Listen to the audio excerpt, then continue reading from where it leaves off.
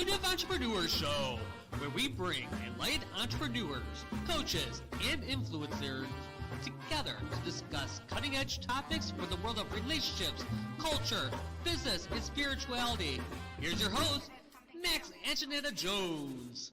Hello, everybody, and welcome to Carol's Courage to Confidence segment of the Intuitive Entrepreneur Show, where we say, if you have a little bit of courage, and we know that you do, and you hire a good coach like one of us, we are going to very quickly get you from where you are to where you really want to be.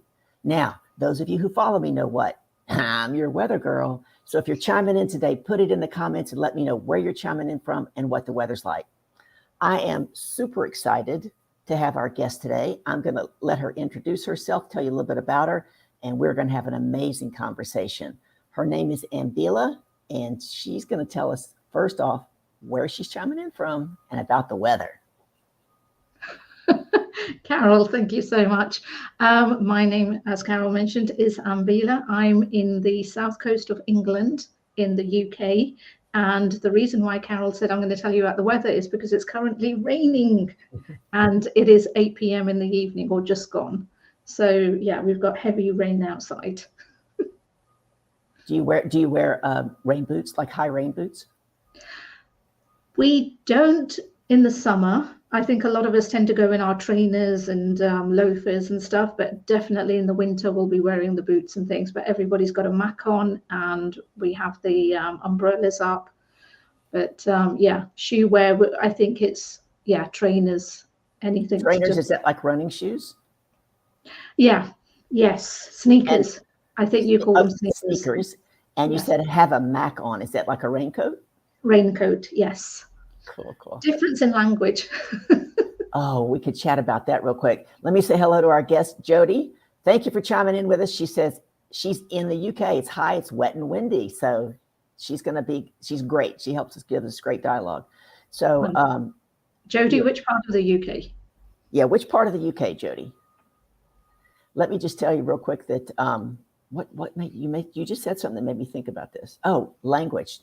Yes. So back in 1983, when I graduated from university, I lived for about almost 4 months outside of Sydney, Australia, and I was working with Campus Crusade for Christ International in the field missions at Sydney University, right? And we had gone through overseas action training to learn some of the differences in the language. Wait till you hear. Wait. So I was outside of Sydney in a little town called Engadine, and Jody is in Hampshire. Hampshire? Oh, near to me. Yeah, Hampshire. Oh, cool. Hampshire. And so one of my friends from the University of Texas was down in Melbourne. So she calls me up one day and she goes, Carol, you're not going to believe what I did. And I said, what? And they were going to an Aussie football game. We raised money and we lived with families who were poor. We paid them to live with them, but they were working in the ministry. So whatever family she was living with, they were all going to an Aussie football game.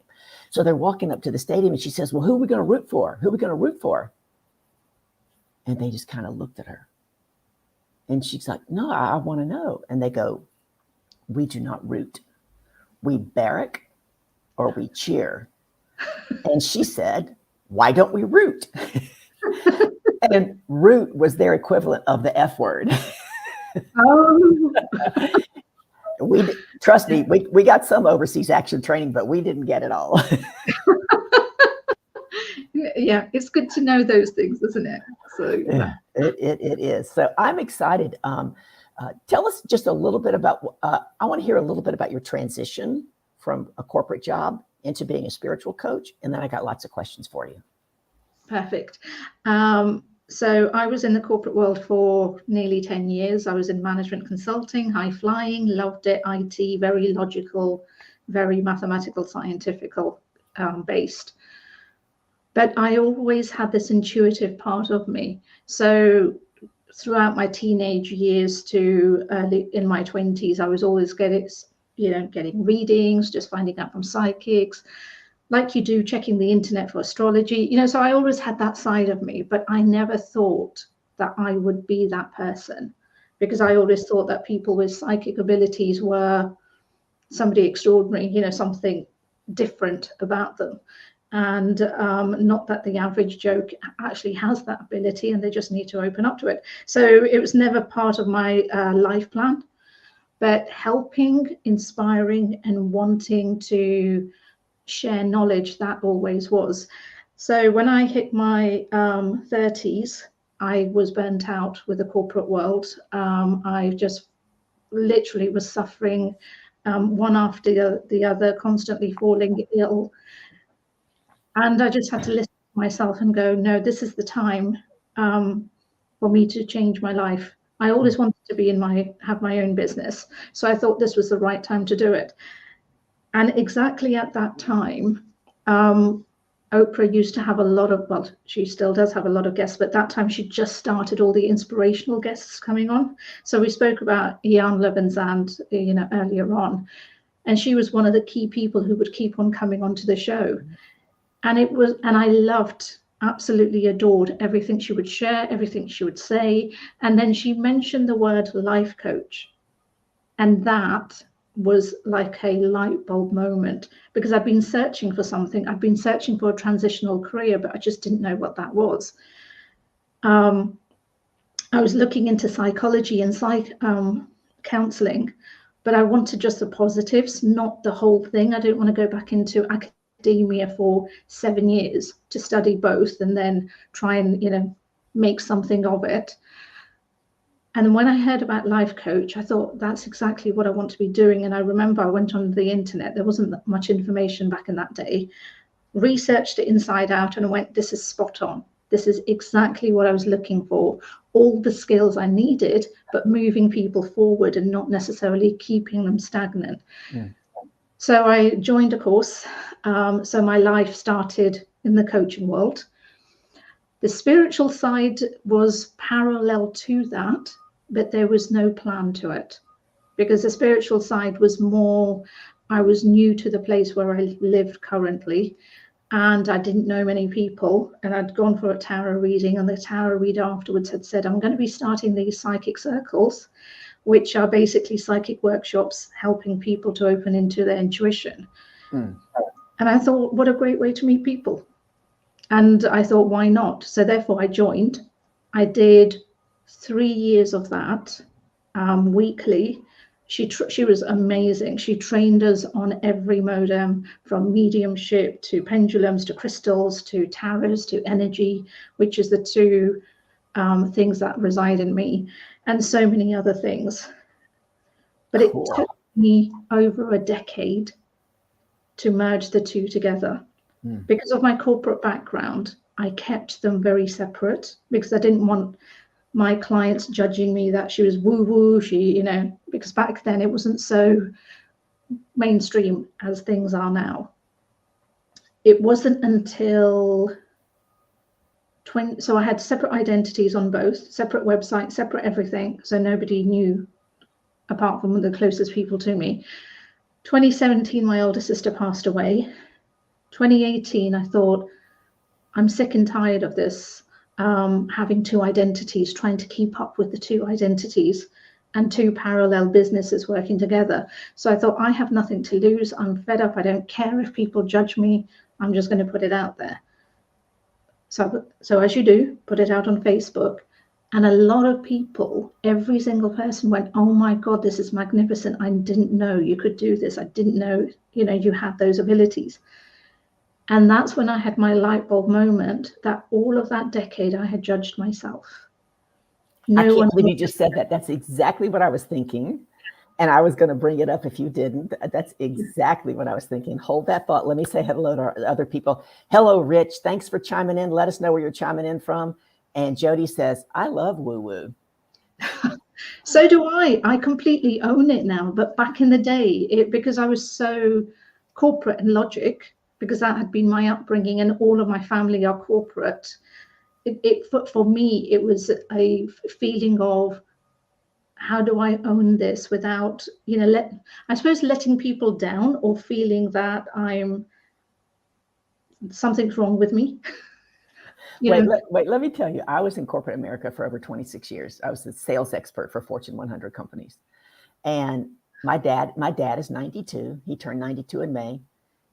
And pretty much every third or fourth conversation, he'll say, Carol, don't you wish you'd stayed at AT&T? Dad, I left there at the beginning of 2000. That was a long time ago, because that's all he knew. That's how he was raised. And he had an amazing, let me tell you what, over here in America, he worked for a company called Travelers Insurance for 35 years.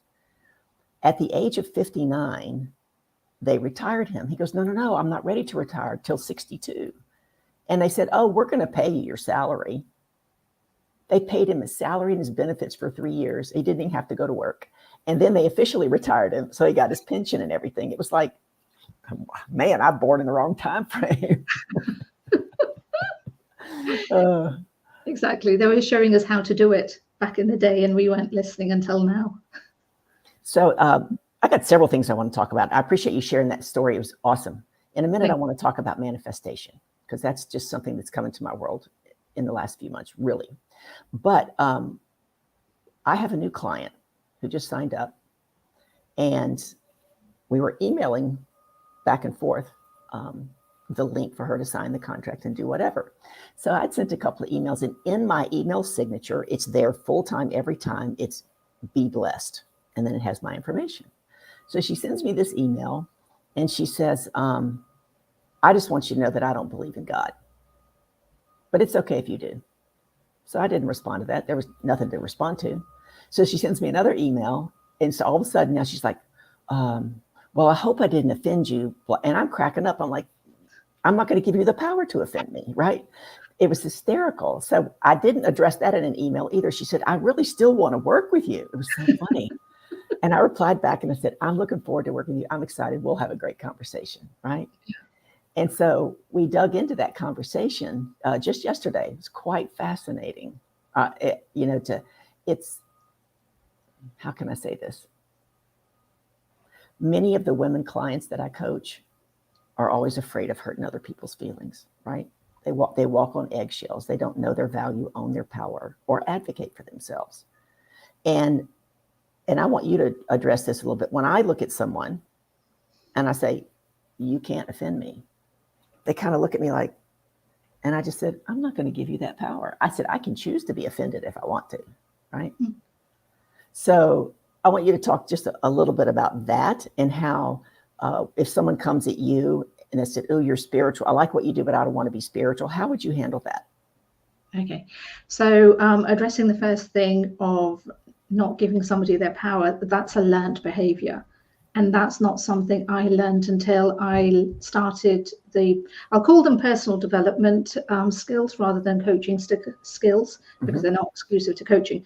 But once I really got into personal development, then I realized actually the power resided in me, and it wasn't about the other person. Because prior to that, my life was always about blaming others, blaming the universe, blaming circumstances, blaming my parents, blaming my siblings, blame, because it couldn't be me. I couldn't have been doing something wrong, until I actually realized that all my life, whether I'd been doing good actions or bad actions, somehow I had been training others on how to treat me. Yes.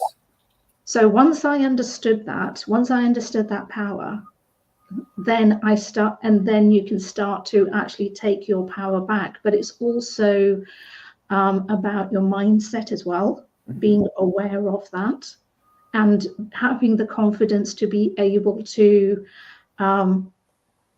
speak up in a assertive but polite way of being able to express what you're feeling, so that the other person can understand what's going on. So when you are able to take that power back, when you are able to not be offended by what others are saying, you really have, on an intuitive, personal, plus a spiritual level, advanced quite highly, because it is something that's a work in progress. It's a daily practice, but it does take time. So I always say to my clients, please don't expect that you're going to get it on the first go. It's going to keep on repeating itself until, like any habit, it just becomes a part of you, and it's just normal and natural.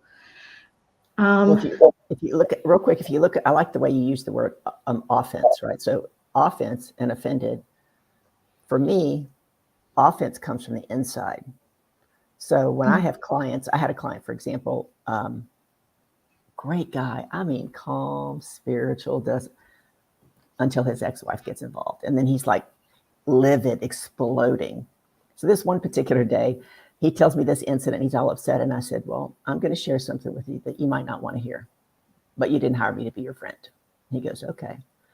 I said, I believe the reason that you get so triggered by that particular statement from your wife is there's a part of you that actually agrees with her. And he thought, and he thought, and then he had tears, right? Because it was true. So the offense is already inside of us. We're just getting triggered, right? It's given us an opportunity to have something to heal. Yes. And that's what you help people do, right?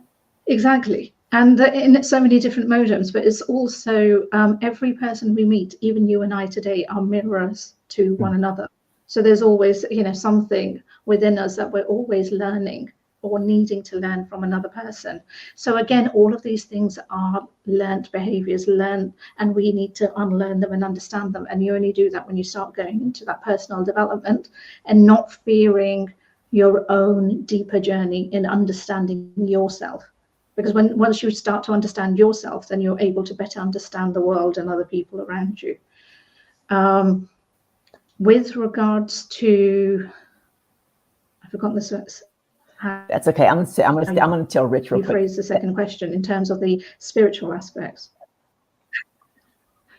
Well, I don't remember the exact. If someone came to you and said, I like what you're doing, I want to work with you, but I don't want you to talk spiritual stuff to me. Like this lady said to me, like, I don't want to talk about God. That's fine.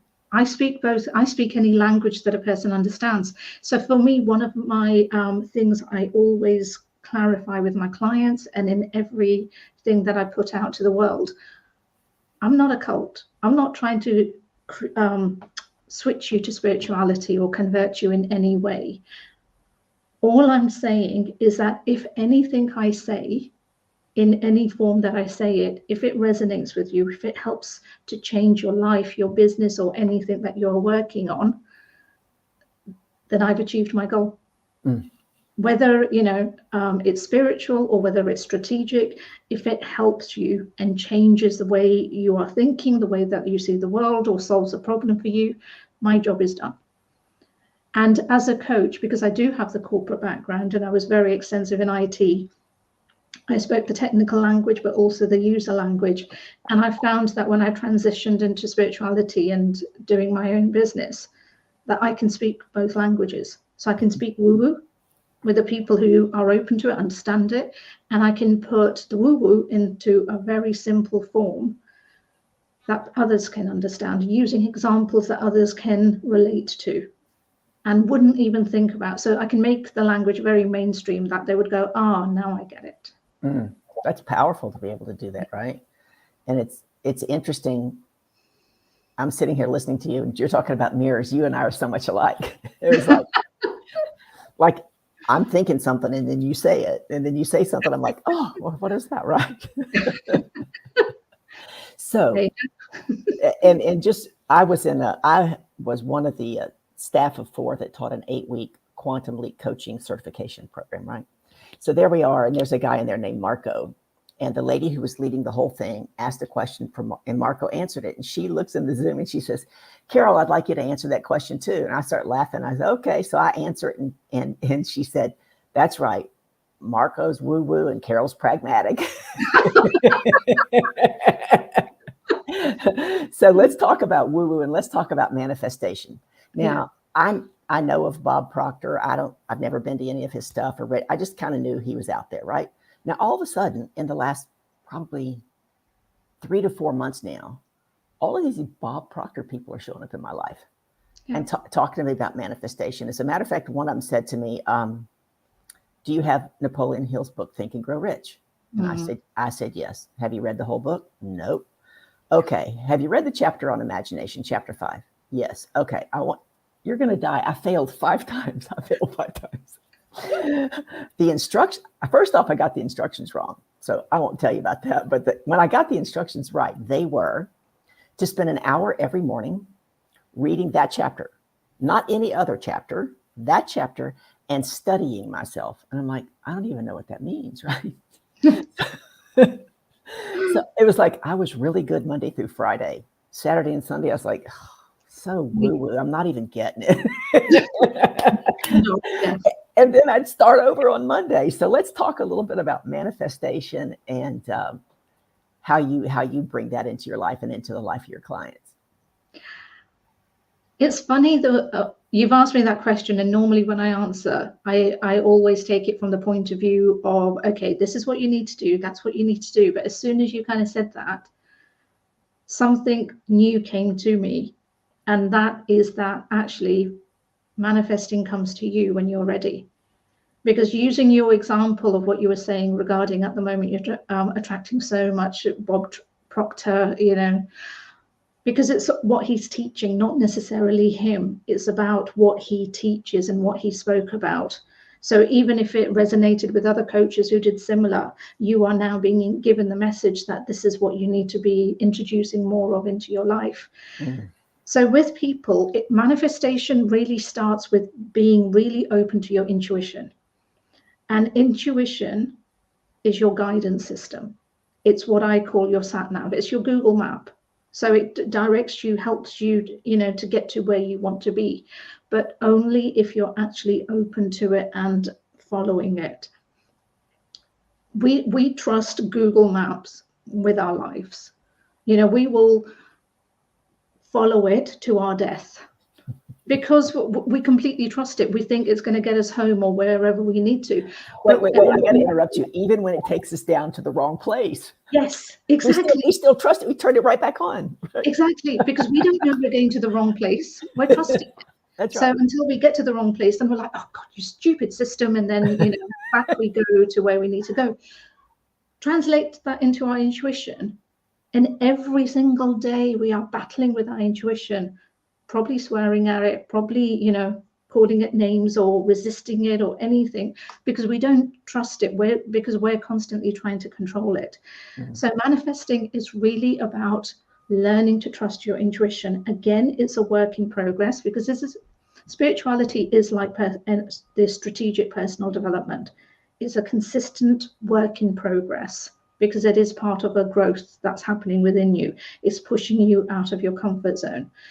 So the more in tune you get with your intuition, and the tools to get more in tune with your intuition is the mainstream meditation, journaling, more me time in the sense of the inner work, listening to the inner voice, and I'm sure, you know, people can research lots of other things.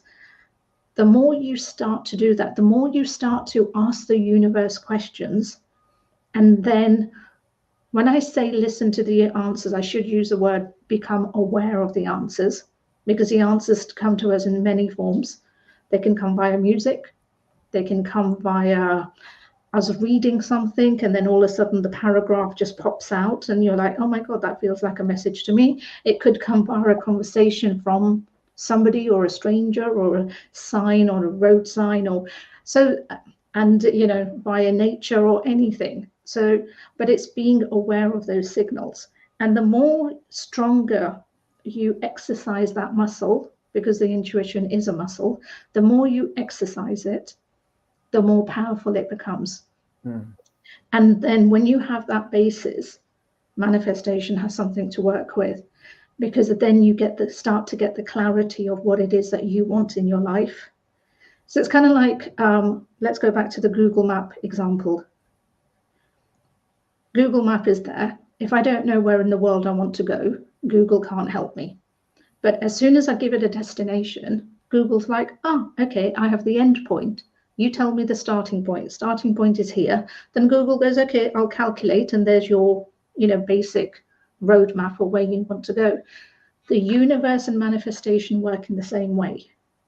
You need to have the clarity, which can be tweaked, and, you know, a little flexibility of where you want to get to or what it is that you want to be achieving. And then your intuition becomes your guidance system that is helping you to get there. So if that's more clients, more money, building, you know, a better business, being on wonderful podcasts, you know, featured on magazines, whatever it may be you want to be attracting into your life, the universe stroke manifestation knows and starts to send people or start to send opportunities to you. You might get them via your spam folder, you might get them via your inbox, you might get the introductions via people. It's being open to it, and it's actually not judging it right from the beginning, because it might not have been something you did 5 years ago, but have the opportunity to actually open the email, read it, and then go, actually, I think this is what I need to be doing, because it's trying to expand and open you up to new opportunities. Okay. You just brought something up. So I shared with you for the last 3 or 4 months, these Bob Proctor people are showing up. Yes. But now you made me think. Last summer, I'll never forget, it was a Sunday morning. I'm standing in the kitchen working on my computer. I've already been to the gym and the grocery store. It's about 11 o'clock and my yard guy's out there mowing the yard. And I kept having this nudge to go get a new pair of tennis shoes. And I'm like, no, I need to work. Okay, I'll go. And this is what I did. Yeah. So finally, after about 15 minutes, I'm like, okay, it's going to open right now. I'm in, I'm out, destination shop, I'll go. I go out and I get in my car and I start the car and I stare in shock at the station that's playing. And I'm like, I haven't listened to that station in 3 or 4 years. So I immediately checked to see if it was next to some other station that I listened to see if I'd accidentally done something. It's not even remotely close. This is on a Sirius XM radio, right? Yeah. I'm like, I don't know what to make of this. So I go get the shoes. I come back. I call my friend Max, she's a clairvoyant. She does all the voyant things. Yeah. And she said, well, did you listen? The name of the station, by the way, was The Message. Oh, wow. The Message. That in itself, yeah. And she said, did you listen to the song? And I go, no, I was in such shock. I'm trying to figure out how it even happened. She said, next time, if it happens again, listen to the song, Carol. There was words in there for you. I was in such shock. I got out, turned my car. This can't be. Got back in my car and it's on that station. I'm like, how is that even possible? But that's what it is. I was exactly like you before I realized the signals, before I realized that these were actual messages. And when you start to hear the messages, your intuition becomes so much more stronger, because you're so much more building on that muscle and that trust. Just the other day, I was in a cafe, and again, this song, I don't remember it now, but that time, you hear it all the time on the radio station, 20 times a day, nothing. I mean, none of it, it's just like, yeah, it's there in the background. I'm sitting there in this cafe journaling, and this song comes, and the paragraph of these songs, all of a sudden, the lyrics, everything, it's just as if somebody is right next to me saying them to me. And I'm like, oh, wow. Okay, I get it. That's my message. And then the rest of the song is like a blur. And it's just like, it's there, but it's a blur. And it's just like, okay, I got the message. I heard. You got what you needed. Yeah, exactly. I hate to do this. You're going to have to come back and visit me again. Will you do that? 100%. I would love to. All right. So we're going to get to wrap this up. I want you to tell everybody who your ideal client is and how they can find you. And then I'm going to have one more question for you when we wrap up. Perfect. I'm a spiritual business coach, intuitive reader, and a healer. My ideal clients are business owners who want to turn their hobby into business and make consistent money and get consistent clients, but are very open to woo-woo and spirituality. Or don't have to be, as long as you do the work. Exactly. And you can check her website. It's running across the bottom of the screen. Make sure and check out with Ambila. The last thing I want you to leave before I close the show is if you could tell everybody just one thing. You wanted them to walk away with one piece of advice. What would it be? Don't be afraid.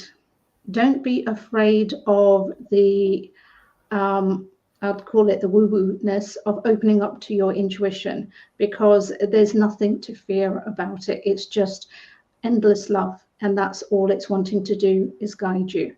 So yeah, let go of being afraid and trust it more. Fantastic.